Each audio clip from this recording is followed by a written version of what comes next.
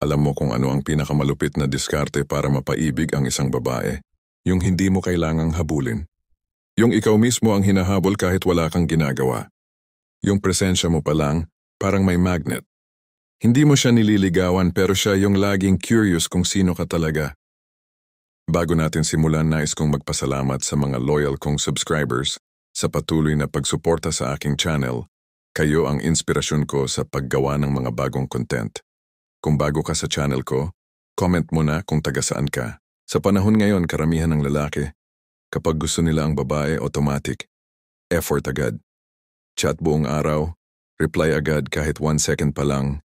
Gifts, compliments, lahat ibinubuhos. Pero ang hindi nila alam, ang sobrang paghahabol ay nakakaalis ng halina. Parang pabango yan. Kapag sobra ang spray, hindi na mabango, nakakasulasok na. Ganyan din sa babae. Kapag sobra kang present, nawawala yung misteryo. Maraming lalaki ang hindi naiintindihan na ang attraction ng babae ay hindi nakabase sa effort mo, kundi sa emosyon na nararamdaman niya habang nasa paligid ka. Kaya kahit gaano pa ka-sincere o ka-hardworking ka, kung wala siyang emotional spark, wala ring epekto. Halimbawa, may 2 lalaki. Si uno, sweet, laging nandyan, laging nag-aabot ng kape, laging nag-aalala. Si dos, tahimik lang, confident, hindi agad nagre-reply pero kapag nagsalita, diretso may conviction. Guess what? Sa dulo, si dos ang iniisip ni babae. Hindi dahil mas gwapo, kundi dahil may mystery, may challenge, may presence. Sa modern dating, ang tawag dyan ay emotional polarity. Ang babae ay na-attract sa lalaki na may sariling mundo, sariling standards, at hindi desperado sa validation. Pero karamihan ng lalaki baliktad. Kapag gusto nila ang babae, nawawala ang identity nila. Binabago nila lahat para lang mapansin. Nagiging people pleaser, nagiging predictable, nagiging too available. At yan ang unang dahilan kung bakit nawawala ang spark. Totoo to. Kapag hinahabol mo ang babae, pinapaalala mo sa kanya na mas mataas siya kaysa sayo. Parang sinasabi mong, ikaw ang premyo, ako ang contestant. At sino ba naman ang gugustuhin ng babae na piliin ang lalaking desperado? May babae bang na in love sa lalaking laging nag-aabang sa gate nila? Kahit hindi pa niya pinapansin, wala. Kasi sa isip ng babae, kung ganito siya ka-giveaway, gaano pa siya ka-interesting. Ang tunay na attraction hindi mo kailangan pilitin. Ang lalaki na hindi naghahabol, siya yung nagiiwan ng marka sa isip ng babae kahit wala siya. Gamitin natin ang metaphor. Ang attraction ay parang apoy. Kapag hinipan mo ng hinipan, mamamatay. Pero kapag iningatan mo lang, steady, kalmado, consistent, lalong lalakas. Kaya kung gusto mong mapaibig ang babae, tigilan mo yung ginagawa ng karamihan. Yung nagte-text agad ng good morning, kahit di pa nagre-reply kagabi. Yung laging tanong ng tanong kung nasaan siya, kanino siya kasama. Yung laging nagbibigay kahit hindi pa reciprocated. Kasi tandaan mo, ang babae ay na-attract sa value, hindi sa availability. Ang unang hakbang para mapaibig ang babae nang hindi naghahabol ay ito. Baguhin ang mindset mo. Hindi ka nag-a-apply para mahalin. Ikaw ay nagbibigay ng oportunidad sa kanya na makilala ang isang lalaking may halaga. Ang babaeng gusto mong mapaibig ay may sariling standards. Pero dapat alam mo rin, ikaw mismo may standards ka rin. Yung tipong hindi ka agad naapektuhan ng mood swings niya, ng mga pa-cute niyang test o ng mga silent treatment niya, kasi naiintindihan mo na ang emotion ay laro lang. Pero ang respeto, yan ang tunay na basehan ng attraction. Mindset number 1, ako ang prize. Maraming lalaki ang nag-aakalang ang babae ang premyo. Pero tandaan mo, pareho kayong may value. Ang tanong, kaya mo bang iparamdam yon? Ang lalaki na marunong mag-control ng sarili, may disiplina, may layunin, yun ang nagiging rare. At lahat ng babae kahit gaano pa siya kalakas gusto niya ng lalaking may direction. Kaya kapag lagi kang habol, parang sinasabi mong wala akong direction kundi ikaw. Pero kapag kalmado ka, busy ka, may mission ka, nagiging curious siya. Doon nagsisimula ang attraction. Example, isipin mo si Marco. Nagustuhan niya si Ella sa gym. Lahat ng lalaki sa gym, halos nagpapakita ng abs, nagpapabibo, nagpapasikat kay Ella. Pero si Marco normal lang. Kapag nagkakasalubong sila, simpleng hi lang. Tapos balik sa workout, hindi nagpaparamdam ng sobra pero laging confident. After few weeks, guess what? Si Ella ang unang nagchat. Uy, laging ka bang dito nagwa-workout? Hindi dahil sa ABS ni Marco kundi dahil sa aura. Yung hindi naghahabol pero ramdam mong may kaya, may lalim, may purpose. Mindset number 2, presence over pursuit. Ang tunay na karisma ng lalaki ay hindi sa dami ng salita or effort. Nasa presence mo yan. Kung paano ka maglakad, kung paano ka tumingin, kung paano ka manahimik. Ang mga babae ay hypersensitive sa energy. Nararamdaman nila kung insecure ka o confident. Nararamdaman nila kung genuine ka o nagpapa-impress lang. Kaya kapag hinahabol mo siya, parang binababa mo ang energy mo. Pero kapag chill ka lang, parang sinasabi ng aura mo, hindi ko kailangan patunayan ang sarili ko. Kung gusto mo akong makilala, good. Kung hindi, ayos lang din. Yan ang masculine frame. At yan ang unang hakbang ng hindi naghahabol pero nakakaakit. Mindset number 3, control is power. Kapag kontrolado mo ang sarili mong emosyon, nagiging hindi ka reactive. At yan ang pinaka-sexy sa mata ng babae. Kasi karamihan ng lalaki, kapag di nireplyan ng babae, nabubura na sa GC. Kapag di pinansin sa story, nagpaparinig agad sa status. Kapag di nag-like sa post, gumagawa ng fake account para lang i-check kung may iba. Pero ang lalaking marunong maghintay, marunong manahimik at marunong kumilos ng may respeto, yan ang nagtataglay ng emotional control na bihira na ngayon. Tandaan mo, hindi mo kailangang habulin para makuha. Minsan, ang kawalan ng aksyon mo pa nga ang pinakamakapangyarihang move mo. Hindi mo kailangang sumigaw para marinig. Minsan, yung katahimikan mo pa ang mas nakakaingay sa puso niya. Ang babae ay parang alon. Kapag hinabol mo, lalong lumalayo. Pero kapag marunong kang huminto at hintayin siyang bumalik sa pampang, kusa siyang dadampi sa paa mo. Paano mo mapapaibig ang isang babae kahit hindi ka nagpaparamdam araw-araw? Hindi ka nagte-text ng good morning at hindi ka nagmakaawa ng atensyon? Simple lang. Gamitin mo ang emotional imprint technique. Ito yung sikreto kung bakit may mga lalaking kahit matagal nang di nagkikita sa babae. Si babae pa rin ang unang nagme-message. Nalala kita bigla. O kaya bigla siyang magre-react sa lumang story mo. Hindi dahil bored siya, kundi dahil na-imprint mo na siya. Parang tinatakan mo ng emosyon ng utak niya na kahit anong gawin niya, may parte ng isip niya na bumabalik sa'yo. Ang karamihan ng lalaki, akala nila attraction ay laro ng presence. Kung laging nandyan ako, mapapansin niya ako. Pero ang hindi nila alam, ang tunay na attraction ay laro ng emosyon, hindi ng presensya. Kasi isipin mo to, ilang lalaki na ang dumaan sa buhay ng isang babae na laging nandyan? Ang dami, pero ilan ang hindi niya makalimutan? Kaunti lang. At kadalasan, hindi pa nga yung gwapo, hindi mayaman, pero yung may kakaibang dating. Bakit? Kasi hindi effort ang iniwan niya, kundi emosyon.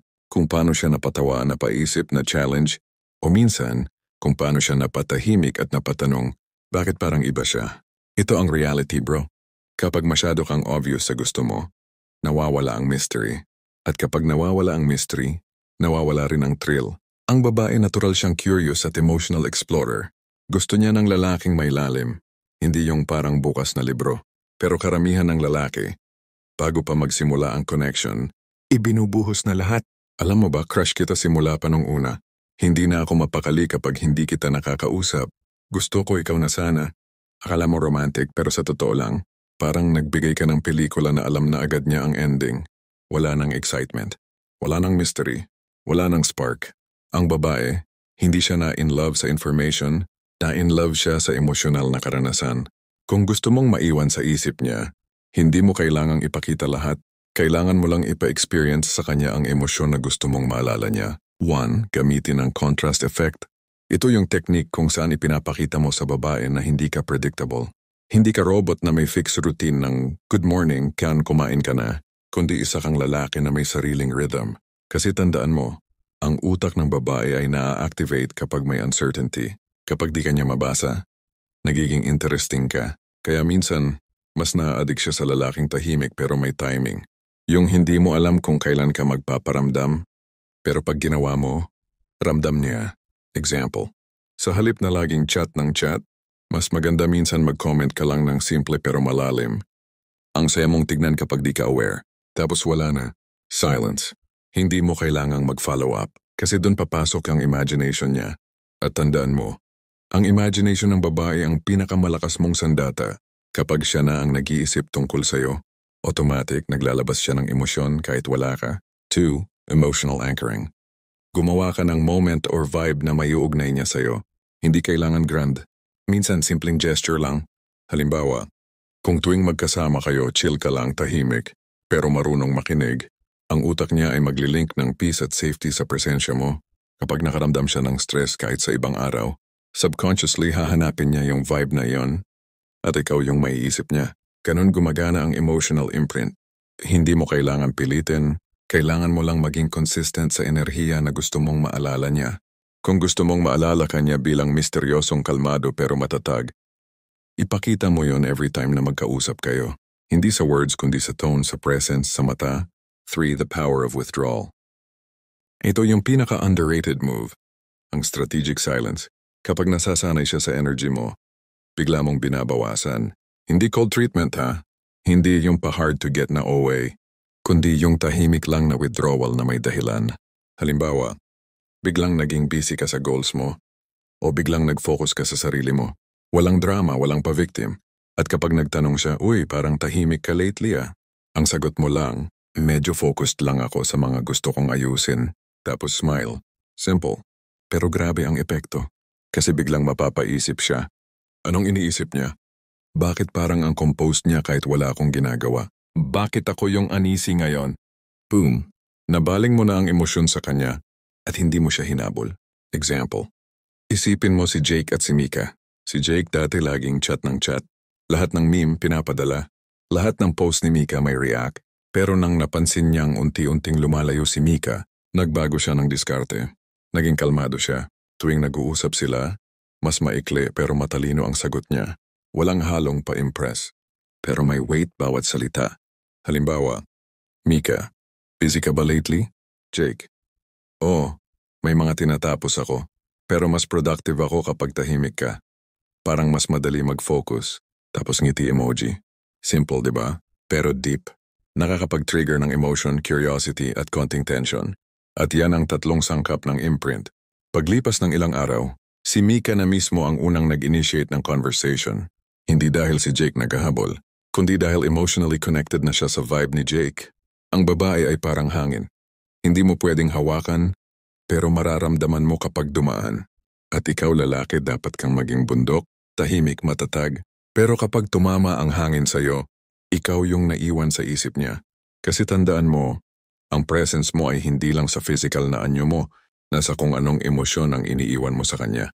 Kapag kausap mo siya, ulitin mo subtly ang mga salita o ideyang sinabi niya, pero lagyan mo ng mas malalim na twist. Halimbawa, siya nakakapagod na minsan magmahal.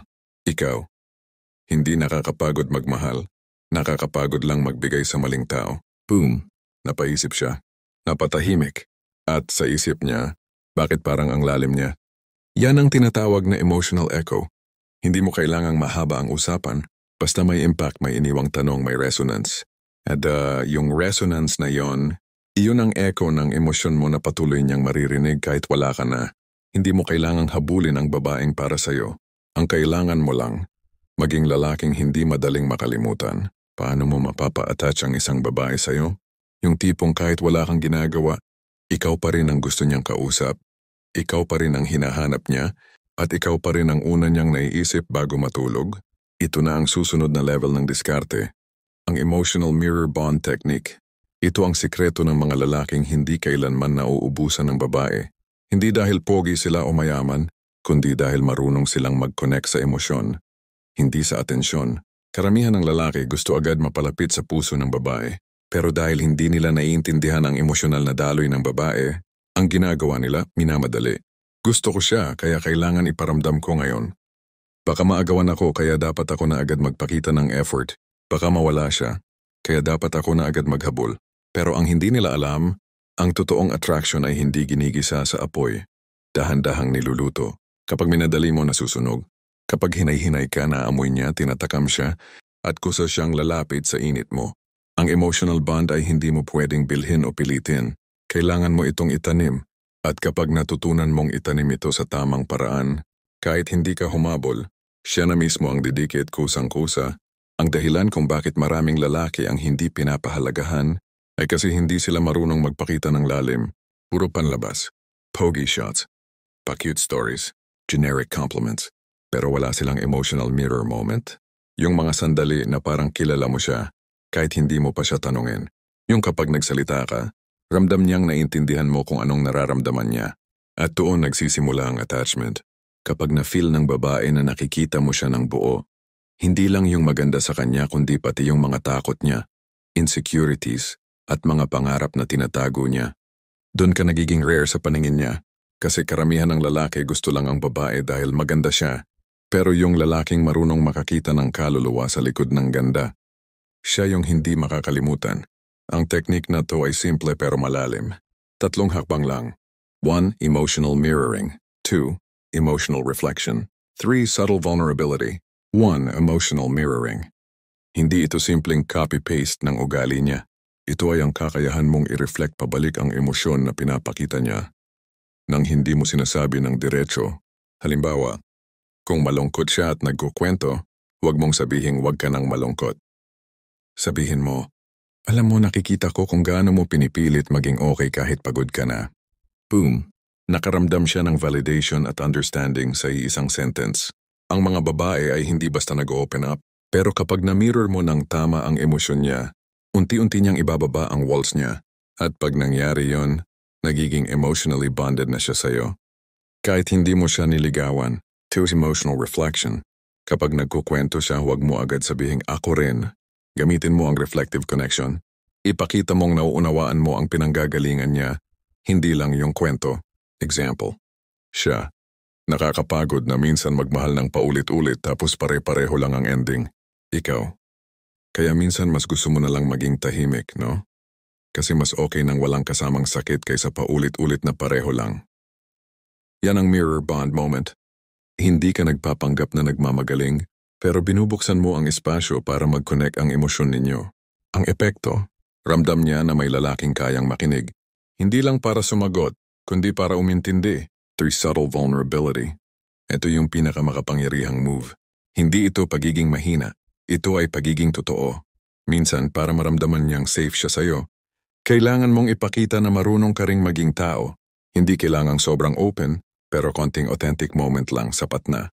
Halimbawa, alam mo, minsan iniisip ko rin kung bakit kailangan nating magpakatatag palagi. Pero siguro kasi doon natin nakikita kung sino talaga yung karapat-dapat. Simple.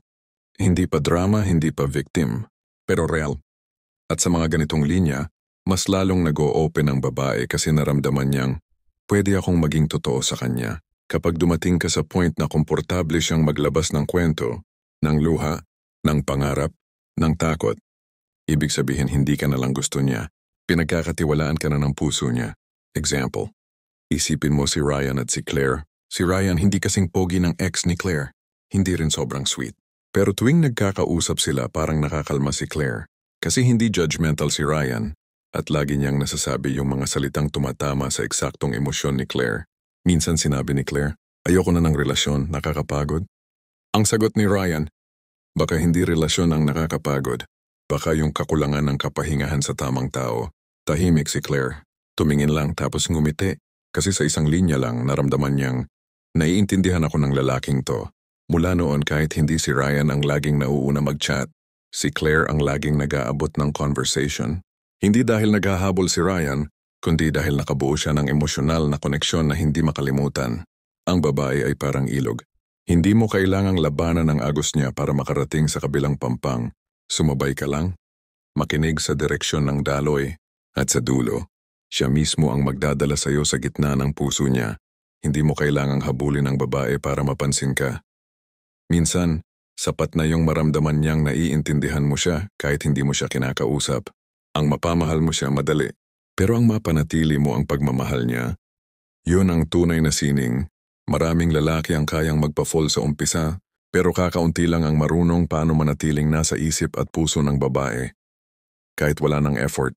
Ang sekreto, hindi pera, hindi abs, hindi pogi points, kundi emotional consistency, yung uri ng stability na nakaka-addict sa babae. Ito yung dahilan kung bakit may mga lalaki na hindi makalimutan, kahit matagal na silang hindi nagkikita.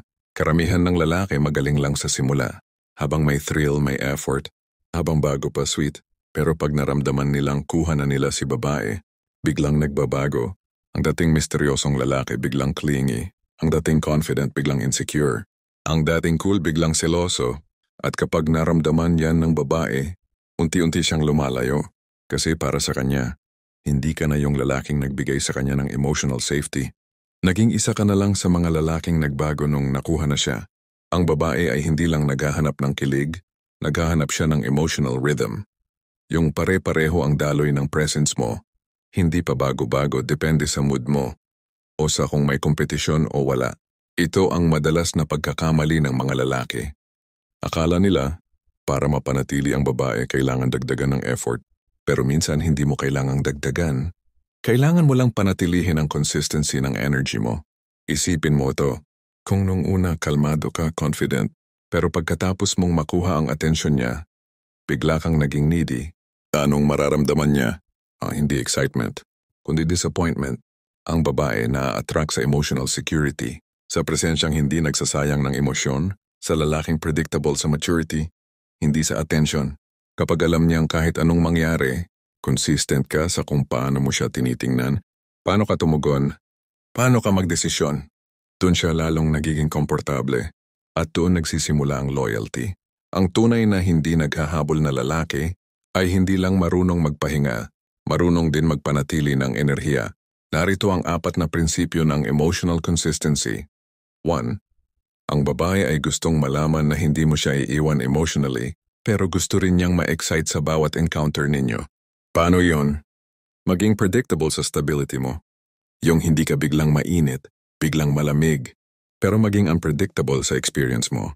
Example, huwag araw-araw good morning, pero paminsan-minsan, hoy naisip lang kita habang nasa traffic. Nakakatawa kasi may nadaanan akong coffee shop na parang ikaw, aesthetic pero tahimik. Boom, consistent sa vibe mo pero may twist. Ang utak ng babae ay na-activate sa ganitong klaseng consistency. Safe pero hindi boring. 2. Kapag may tampuhan, huwag agad magpaliwanag o maghabol.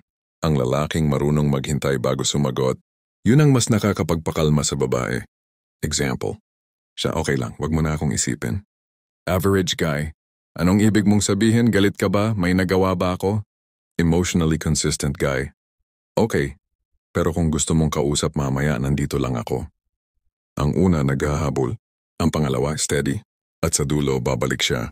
Kasi gusto niyang makipag-usap sa lalaking hindi siya ginulo, pero laging nandyan kapag kailangan. 3. Ang babae ay emosyonal na nilalang. Minsan masaya, minsan hindi mo maintindihan. Pero ang lalaki na tunay na kaakit-akit ay hindi nakikisabay sa emosyon niya. Siya ang haliging sinasandalan. Kapag siya ay nagiging alone, ikaw dapat yung bato, tahimik, matatag, hindi natatangay pero naroon palagi. Kasi kapag naramdaman niyang kaya mong saluhin ang emosyon niya, hindi dahil perfect ka kundi dahil emotionally grounded ka, doon siya lalong nagtiwala. At sa babae ang tiwala, yan ang susi ng pagmamahal, fodder. Ito ang pinaka-importanting secret weapon ng lalaki. Kahit gaano ka pa ka-consistent, kung wala kang purpose, mawawala rin ang spark. Kasi ang babae ay na-attract sa movement. Gusto niyang makita na may direksyon ka. Kaya kung gusto mong manatili ang attraction, huwag mong gawing sentro ng mundo mo ang babae. Gawing part siya ng mundo mong puno ng misyon. Kapag busy ka sa goals mo, pero consistent ka pa rin magparamdam ng respeto, nagiging rare combination ka. Grounded at driven. At yun ang hindi mapapalitan ng kahit sinong lalaki. Example, si Luis hindi madaldal, pero bawat interaction nila ni Rina pareho lagi. Calm, respectful, confident. Kapag may tampuhan, hindi nagpupush. Kapag masaya si Rina, nakikisabay pero hindi nagmamadali. At kahit magkaiba sila ng schedule, ramdam ni Rina na steady si Luis. Hindi siya pabago-bago, hindi siya pa-cute, pero consistent. Paglipas ng ilang buwan, si Rina ang unang nagtanong, bakit parang hindi kita kayang kalimutan kahit hindi naman tayo madalas magkita? Ang sagot ni Luis, siguro kasi hindi ko kailangang baguhin kung sino ako para maramdaman mong totoo ako. Boom. Yan ang essence ng emotional consistency. Hindi mo kailangang habulin ang babae kasi sa dulo siya ang hahabol sa kalmado mong presensya. Ang attraction ay parang ilaw ng kandila. Kapag sobrang lakas, nasusunog. Kapag sobrang hina, namamatay. Pero kapag steady lang ang sindi, kahit mahangin, patuloy pa ring nagbibigay liwanag. Ganon ka dapat. Hindi ka kailangang maging perpekto, basta marunong kang maging consistent. Hindi kailangang malakas ang apoy para magpainit. Minsan sapat na yung liwanag mo para maramdaman niyang ligtas siya. Sa ganitong paraan hindi mo kailangang maghabol. Siya na mismo ang didikit. Hindi dahil pinilit mo, kundi dahil naramdaman niyang sa presensya mo may kapayapaan. Kaya kung gusto mong mapaibig ang babae nang hindi ka naghahabol, tandaan mo itong 4 na ito. 1. Ayusin ang mindset mo. 2. Iwan ang emotional imprint. 3. Gumawa ng mirror bond. 4. Panatilihin ang emotional consistency. Pag na-master mo to, hindi mo kailangang manghabol. Kasi magiging ikaw yung lalaking hindi niya makalimutan kahit may mas gwapo, mas mayaman o mas sikat. Dahil ang kalmado mong presensya, Yun ang love language na hindi kailanman mawawala sa puso ng babae. Ang lalaking hindi naghahabol, siya ang hinahabol ng babaeng handa ng tumigil sa laro. Kung may natutunan ka sa video na ito, i-comment mo sa baba ang salitang "Consistency is power". At kung gusto mo pa ng mga ganitong topic tungkol sa psychology ng attraction, stoicism, at diskarte sa modern dating, huwag kalimutang i-like, i-share, at i-subscribe. Dahil sa susunod na video, ituturo ko naman ang dark moves para siya mismo ang maghabol sa'yo.